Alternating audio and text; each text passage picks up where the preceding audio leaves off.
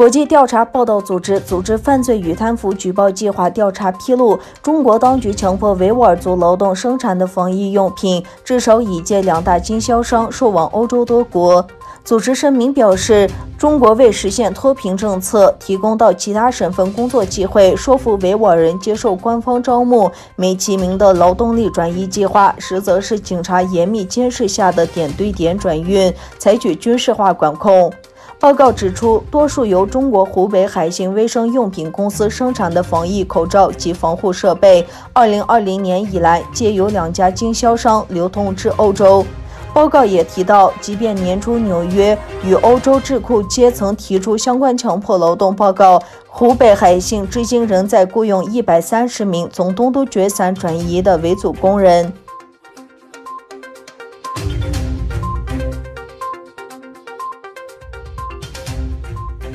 据新华社报道，东都决散准噶尔盆地发现1000亿立方米大气层。报道称，记者从中国石油新疆油田公司获悉，位于准噶尔盆地南缘中段霍图壁县的风险探井后探一井获得重大突破，初步探明气藏规模超1000亿立方米。据介绍，准噶尔盆地南缘中段勘探面积1.5万平方千米，其中呼探一井勘探游历面积近160平方千米，初步估算气藏规模1000亿立方米。近年来，尽管有人认为中国对东都决散维吾尔人和其他穆斯林的破坏可能构成种族灭绝，但中国正在加速其开发该地区自然资源的活动。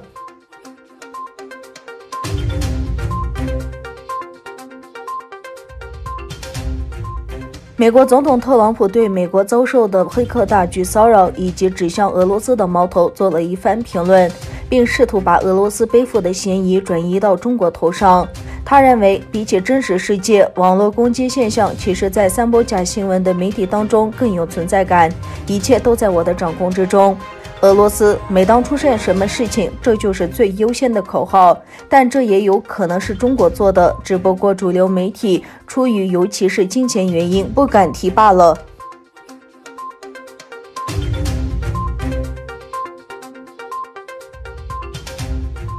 美国通讯公司 Zoom 驻中国的一名高管被控利用职务之便破坏纪念6次视频会议。美国司法部周五发布声明称，布鲁克林联邦法院发布了一项起诉和逮捕令，指控美国一家通讯公司驻中国的高管金新疆涉嫌串谋实施跨国骚扰，非法给他人设立假身份。如果罪名成立，他将面临最高10年的监禁。根据申诉，检方称这名软件工程师作为这家公司与中国执法和情报部门的主要联系人，协助中断了至少4个视频会议。检方还称，他的伙伴创建多个假邮件和 Zoom 账号，包括以异议人士的名义开设账号，污蔑这些组织者和与会者支持恐怖主义、暴力行为和儿童色情等内容。